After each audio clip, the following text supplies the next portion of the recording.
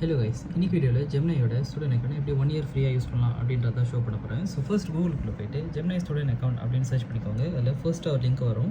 Make sure gemini.google அப்படின்னு போட்டிருக்கோம். அந்த லிங்க்கை வந்துட்டு கிளிக் பண்ணிக்கோங்க. கிளிக் பண்ணதுக்கப்புறம் இந்த மாதிரி ஒரு இன்டர்ஃபேஸ் வரும். இதில் கெட் ஆஃபர் அப்படின்னு இருக்கும். இதை கிளிக் பண்ணுங்கள்.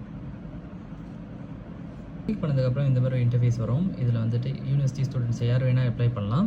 இங்கே வந்துட்டு 12 மந்த்ஸுக்கு வந்துட்டு உங்களுக்கு சார்ஜ் எதுவுமே இல்லாமல் நீங்கள் வந்து யூஸ் பண்ணிக்க முடியும்.